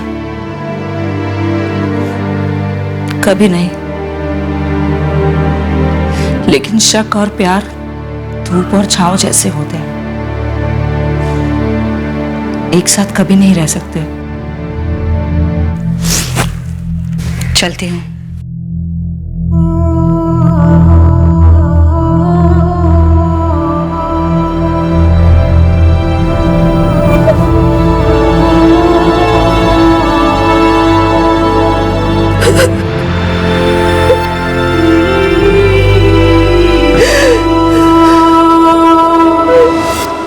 अरे साहब, दोबारा क्या देखना? ये संजय ही है, बचपन से देखा है इसे। अब कहाँ दिखेगा? अभी का नहीं पता साहब, पर अपने नारायण नगर में तो नहीं है। कुछ दिन पहले अचानक से हवा हो गया। 16 सितंबर से? हाँ साहब, उसी दिन से। ये यूनुस शेख और ये हाफिज मलिक, दोनों पेशेवर हत्यारे। और तुम्हारे बचपन के दोस्त संजय राजपूत ने इन दोनों से एक हत्याकांड करवाया, एक मासूम आदमी की जान ली गई, हिमांशु तिवारी की। और ये है हिमांशु तिवारी। हाँ साहब, ये अखबार में आया तो था, टीवी पर भी देखा था मैंने। साहब, फिर भी पुलिस के पास नहीं आया? अरे साहब, तब ध्यान नहीं आया। तेरा बचपन का दोस्त संजय राजपूत, जिसने गमछा पहना हुआ है, अखबार में इसकी फोटो देखी होगी, टीवी पर सीसीटीवी फुटेज दिखाई गई, सब कुछ देखने के बाद भी तो पुलिस के पास नहीं आया? साहब, मुझे क्या पता था वो इतनी जल्दी बीए पास हो जाएगा और मर्डर करने लग जाएगा। तेरे बीए में पीएचडी छोड़ और ये बता, तू कौन से घराने का कलाकार है? हाँ? गुरु कौन है तेरा? साहब, मैं और संजय साथ में काम करते थे, हफ्ता वसूली करते थे ठेले वालों से। फिर वो साला संजय दुर्जन भैया के साथ काम करने लग गया और मुझे कभी मिलवाया भी नहीं। अब ये दुर्जन भैया कौन है? दुर्जन भैया ना भाई लोगों के भी भाई हैं, बॉस हैं वो। तेरे इस गुरु का गुरुकुल का है? साहब, फिलहाल तो आप लोगों के ही मेहमान है वो आज। सेंट्रल जेल से हुक्म चल रहा है, जब जब कोर्ट में पेशी होती है ना, संजय दौड़ा दौड़ा आता चरण स्पर्श करने उनके। तो सुपारी इस दुर्जन ने ली होगी और उसने आगे दी होगी संजय को। ये सब क्या हो रहा है मैडम? मेरा पीछा क्यों किया जा रहा है? ये क्या कह रहा है आपका खबरी? हर किसी से हथियार तान कर बात करते हो। पहले आप मुझे ये बताओ कि मुझ पे नजर रखने के लिए किसने सुपारी दी है आपको? पिद्दी सा हथियार क्या रख लिया जेब में? तमीज घर भूल आए हो। आप बैठे चुपचाप। सर, ये दुर्जन सिंह काफी कुख्यात गैंगस्टर है। 3 स्टेट्स में गैंग फैली है इसकी। 10 साल से जुडिशियल कस्टडी में, अनगिनत केसेस ठुके हैं इस पर। प्रकाश सिंह ने हिमांशु तिवारी का काम इस दुर्जन सिंह से ही करवाया होगा। सर, प्रकाश सिंह बाहर ही बैठा है। क्या बात है सर? आजकल आप लोग किसी सुनसान जगह नहीं ले जाते, यहीं पे थाने में एनकाउंटर कर देते हैं। इस हथियार का लाइसेंस सरकार ने तुम्हें अपनी हिफाजत के लिए दिया, बदतमीजी ने। पहले आप मेरे सवाल का जवाब दीजिए कि मुझ पे नजर क्यों रखी जा रही है? क्योंकि तुम हिमांशु तिवारी मर्डर केस में सस्पेक्ट हो। उस दिन तुम हिमांशु के पड़ोस में इत्तेफाक से मौजूद नहीं थे। इस पूरे हत्याकांड के मास्टरमाइंड तुम हो प्रकाश। क्या? अब तो पक्का है सर, किसी ने खूब सारे मिठाई के डिब्बे भेजे हैं यहां पर, वो भी दिवाली से पहले। और आप लोगों से यह कहा है कि ये जो प्रकाश सिंह नाम का बंदा है ना, उसे बुरी तरह से फंसा दो। प्रकाश सिंह, तुम तक पहुंचने के लिए हमने बहुत पापड़ बेले, बहुत वक्त लगा हमें तुम तक पहुंचने में, पर देखो आखिरकार पहुंच गए ना। अब तुम्हारी पूरी हिस्ट्री हमारे सामने, और तुम्हारी हिस्ट्री के पन्नों पर बलराम चौहान का नाम भी शामिल है, वही काशी ठाकुर का गुंडा। काशी ठाकुर तो मारा गया 2009 के एनकाउंटर में, पर काशी ठाकुर के साथ तेरा बड़ा गहरा संबंध रहा है ना?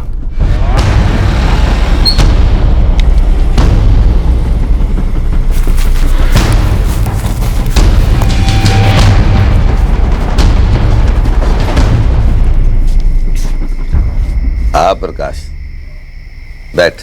मैं ये गन जरूर रखता हूं अपने साथ, लेकिन गोली वोली नहीं चलाई लोगों पे। ये हथियार, ये लाइसेंस, ये सिर्फ अपनी सुरक्षा के लिए है। जावेद की कनपट्टी पे जो घोड़ा रखा था वो कौन सी सुरक्षा थी? कारण है साहब, और हम वो कारण जानना चाहते हैं। आपने 2011 में हुए शूटआउट के बारे में पता तो करवाया, जिसमें बलराम मारा गया था, लेकिन शायद आप लोग ये नहीं जानते हैं कि 2012 में भी एक शूटआउट हुआ था, वो भी ठीक मेरे घर के बाहर ही।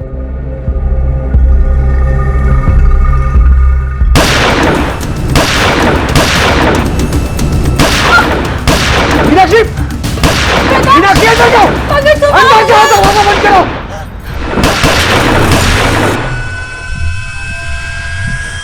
हाँ, तब मैंने 4 गोलियां चलाई थी जवाब में, सिर्फ अपने बचाव के लिए। तुम काशी ठाकुर के लिए क्या काम करते थे? कोई काम वाम नहीं करता था मैं काशी ठाकुर से सिक्योरिटी मांगने गया था। मेरी जान को खतरा था। अब खतरा छू भी नहीं सकता तुझे, और डरने की कोनो जरूरत भी ना है। हमारे आदमी सिक्योरिटी बनकर खड़े रहेंगे तुम्हारे पास। 24 घंटे साथ होंगे। तेरी जो प्रॉपर्टी है वहां हमारा आदमी बलराम, ये बलराम अपना गोडाउन बनाएगा, हलचल रहेगी, लोगों का आना जाना रहेगा, उसमें तेरी सुरक्षा बनी रहेगी। अगर तुम्हारी जान को वाकई खतरा था और तुम्हें प्रोटेक्शन की जरूरत थी तो तुम्हें पुलिस के पास आना चाहिए था, लेकिन तुम गए एक गुंडे के पास। सर, अगर आपको इंफॉर्मेशन चाहिए थी हिमांशु तिवारी मर्डर केस में, तो आपने मुझे क्यों नहीं बुलाया? किसी खबरी को क्यों लगाया मेरे पीछे? ज्यादा स्मार्ट ना बना प्रकाश सिंह। हमारी क्या औकात है स्मार्ट वार्ड बनने की? स्मार्ट तो आप पुलिस वालों की ये वर्दी बना देती है लोगों को। जानते हैं, मुझ पर जब हमला हुआ था तो वो लोग भी वर्दी में थे। किसी के बाप को पता नहीं चला कि वो लोग पुलिस वाले नहीं, गैंगस्टर है। ये हमला हिमांशु ने करवाया था तुम पर? नहीं सर, देखिए, मैंने पहली बार हिमांशु तिवारी के बारे में 15 सितंबर को सुना, और देखा भी उसे पहली बार 15 सितंबर को ही, वो भी जब वो बेचारा मरा पड़ा था। मेरा हिमांशु तिवारी से दूर दूर तक कोई लेना देना नहीं था सर। तो फिर काशी ठाकुर से तुमने प्रोटेक्शन क्यों ली, और उसके एनकाउंटर के बाद दुर्जन सिंह से ली, और दुर्जन सिंह को सुपारी दी हिमांशु को मारने के लिए? क्या क्या क्या? मैंने दुर्जन सिंह को सुपारी दी हिमांशु को मरवाने की? मैडम, आप लोगों का बहुत बड़ा वाला क्रॉस कनेक्शन लगा है। क्या सर, आपने इतना कुछ पता करवाया मेरे बारे में, लेकिन यह पता नहीं कराया कि मुझ पर जो हमले हुए थे वो दुर्जन सिंह ने ही करवाए थे, मेरी उसी प्रॉपर्टी के लिए जिस पर अभी भी केस चल रहा है। और मैं काशी ठाकुर से मदद इसीलिए मांगने गया था क्योंकि दुर्जन सिंह और काशी ठाकुर जानी दुश्मन थे। दुर्जन सिंह मुझे बहुत परेशान कर रहा था, धमकी दे रहा था मेरी प्रॉपर्टी छोड़ने को।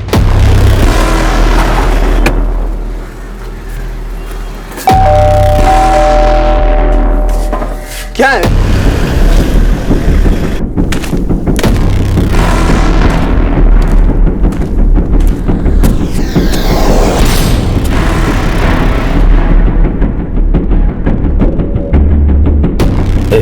पैर छुबे, सुना नहीं। सुना वो ट्रस्ट वाली जमीन बहुत सरदर्द बनी हुई है तेरी। जी, तुझे कल ये गोली देगा सरदर्द की। इसका नाम संतराम शर्मा है। कल तू अपनी सारी जमीन इसके नाम कर दे, ये ट्रस्ट को खुद ही चुप करवा देगा। लेकिन मैं ये जमीन बेचना नहीं चाहता हूं। तो बेचने को कौन बोल रहा है? सिर्फ मेरा नाम ट्रांसफर करना है। कल का मुहूर्त अच्छा है, कल ही जमीन ट्रांसफर करवा लेते हैं। मेरी समझ में ये नहीं आ रहा है कि जब वो जमीन मेरी है तो मैं फ्री में आप लोगों को क्यों दे दूं? क्योंकि हम ऐसा कहते हैं और हमारा नाम दुर्जन सिंह है। मैं ये जमीन छोड़ना नहीं चाहता। जब जान ही नहीं रहेगी तो जमीन का क्या करेगा? इसी दुर्जन की धमकियों की वजह से मैं काशी ठाकुर से मदद मांगने गया था। मजबूरी थी वो मेरी सर, और कुछ नहीं। तब भी दुर्जन सिंह ने मुझ पर हमले करवाए। पहली बार मेरे बदले वो बलराम मारा गया, और दूसरी बार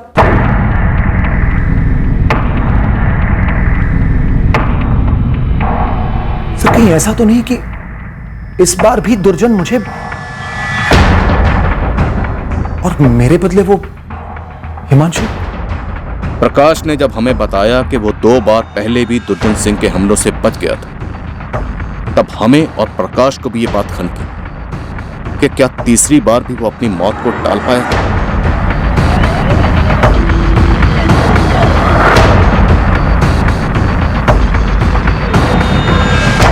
सर ये शूटआउट से एक दिन पहले का फुटेज है। ये फुटेज हमने पहले भी देखा, लेकिन तब हमारा फोकस प्रकाश पर नहीं था। ये प्रकाश रोज लगभग 2 बजे रीटा के घर जाता था और ठीक 4 बजे वहां से निकल जाता था, हिमांशु के निकलने से कुछ देर पहले। लेकिन 15 सितंबर को हिमांशु प्रकाश से कुछ देर पहले निकल गया था। और गुप्ता, फुटेज में एक चीज और नोटिस की, हिमांशु और प्रकाश दोनों की बाइक तकरीबन एक जैसी। सर 2011 का बलराम चौहान मर्डर केस और 2012 में शूटर्स ने पुलिस वर्दी में जो प्रकाश सिंह पर हमला किया था, इन दोनों केसेस में सभी शूटर्स गिरफ्तार हुए थे और दुर्जन सिंह ने कबूल किया था कि इन हमलों का मास्टरमाइंड वही है। तब तो इस मास्टरमाइंड से एक मुलाकात हमारी भी बनती है। दुर्जन सिंह की ऑफिशियल कस्टडी के लिए अर्जी दे दो। आपके कमिश्नर साहब कोई बड़ा इनकाउंटर किसी नए भर्ती हुए हवलदार को सौंपेंगे क्या? बस यही हमारे साथ हुआ। ये दूध भात संजय राजपूत टुच्चे से काम में भी गड़बड़ कर गया। कह रहा था 1 महीने से फील्डिंग लगाई है। भैया जी, प्रकाश सिंह हर दिन दोपहर 2 बजे अरिहंत कॉलोनी जाता है अपने वकील रीता से मिलने। रोज 27 दिन से पीछा कर रहा हूँ। और तो और बंदा इतवार को भी वहां पर गया था। अरिहंत कॉलोनी के बाहर का रास्ता एकदम सुनसान। आप मुहूर्त निकाल दो, प्रकाश सिंह को कल के कल ढूंढा। हमारी कोर्ट में अगली पेशी कब है? अगले हफ्ते भैया। 1 हफ्ता और उस पर नजर रख, पूरी रिपोर्ट दे। इस बार वह बचना नहीं चाहिए। ये शूटर्स यूनस और हाफिज बावरीपुर के। किसी को भेजा था इनके पास? फोन किया था। कहां से फोन किया था? जहां हम रहते हैं साहब, यहीं जेल से। यहां जेल में फोन है तुम्हारे पास? कमाल करते हैं साहब, जैसे आप जानते नहीं। हम जैसे इज्जतदार लोगों के लिए इस जेल में सब कुछ है। आप बोलिए, आपको क्या चाहिए? अभी मंगवा देता हूं। यूनस शेख, हाफिज मलिक और संजय राजपूत। इन दोनों शूटर्स का तो पता नहीं है कहां है, लेकिन वो संजय राजपूत शानपुर में कहीं छुपा है। उठवा लो उसे। सोचा था कोई हुनर होगा उसमें, एक चांस देकर देखते हैं। हक दिया साला।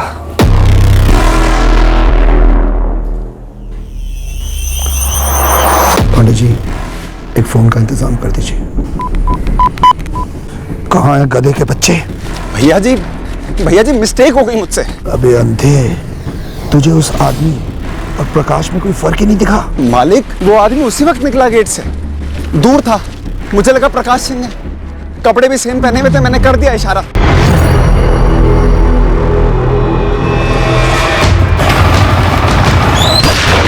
अगली बार ऐसी मिस्टेक कभी नहीं करूंगा मैं। तेरे लिए कोई अगली बार नहीं है। और हाँ, अब एक गलती और मत करना, मेरे सामने मत आना। उठा लो संजय राजपूत। ये यूनुस और हाफिज मैं आपको ढूंढ कर दे दूंगा। लाल शहर के किसी बिल में छुपे होंगे और इस मर्डर का बिल अब मेरे नाम पे फाड़ दो। जब काशी का कुत्ता बलराम मारा गया था, रत्ती भर भी दुख नहीं हुआ था, लेकिन ये हिमांशु तिवारी, ये मासूम था बेचारा। हमारा इससे कोई लेना देना नहीं था।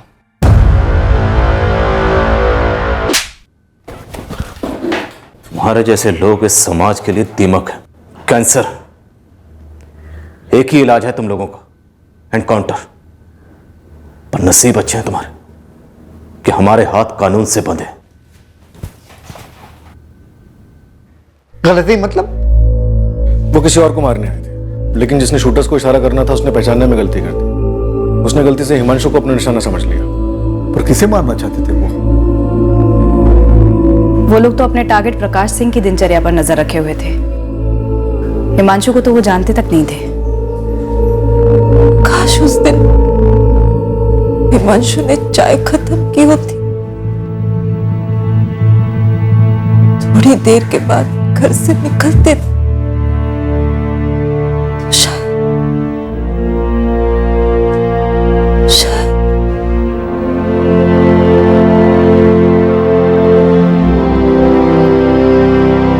मुझे भी डर लगा रहता बेटा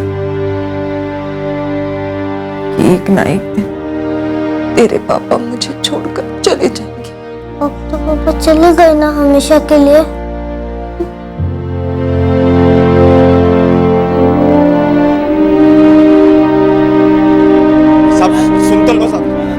संजय राजपूत, जिसने दुर्जन सिंह के कहने पर प्रकाश सिंह को मारने का पूरा प्लान बनाया था, वो हमें शानपुर से मिला। और हाफिज मलिक, 2 शूटर्स में से एक हमें लाल शहर से मिला, और दूसरा शूटर यूनुस शेख भी बहुत जल्द हमारी गिरफ्त में आ गया। हिमांशु तिवारी बेवजह मारा गया और हमने उसकी जिंदगी के हर पहलू, हर रिश्ते, हर रंजिश को उसके कत्ल का संभव मकसद समझकर टटोला, बाल की खाल की, जबकि हकीकत यह थी कि हिमांशु तिवारी गलती से मारा गया था। मिस्टेकन आइडेंटिटी का यह कोई पहला केस नहीं था हमारा, और यह भी कोई पहली बार नहीं हो रहा था कि दुर्जन सिंह जैसे जुर्म के बाहुबली ने जेल में बैठकर ही मौत का फरमान सुनाया था और मासूम जिंदगियों के साथ भयंकर खिलवाड़ हुआ था। हमें शर्मिंदा होना चाहिए, और हम शर्मिंदा हैं कि ऐसे अपराधी हमारी नाक के नीचे पनपते हैं, और हम जवाबदेह हैं इस कड़वे सच के लिए। यहां कानूनी प्रक्रिया कछुए की चाल से चलती है और छटे हुए बदमाश निरंकुश उधम मचाते हैं। हमें उन तमाम बेलगाम अपराधियों के दिलों में कानून का खौफ बिठाना हो, ताकि सामान्य जन समुदाय कानून और कानून के रखवालों पर पूरा भरोसा कर सके। हमें अपनी वर्दी की गरिमा को बनाए रखने के लिए इस वर्दी के कर्तव्यों को 100% पूरा करना होगा। जब तक ऐसा वास्तविक तौर पर हर रोज हर पल नहीं होगा, तब तक हम सुरक्षा का केवल एक चिन्ह बनकर रह जाएंगे, कवच कभी नहीं बन पाएंगे। कल रविवार 24 दिसंबर को हम क्राइम पेट्रोल सतर्क का एक नया केस आपके सामने पेश करेंगे। याद रखिए, ये केस रात 11 बजे शुरू होगा। जय हिंद। इस तरह के और भी एपिसोड देखने के लिए हमारे चैनल को सब्सक्राइब करें और बेल आइकन दबाना ना भूलें।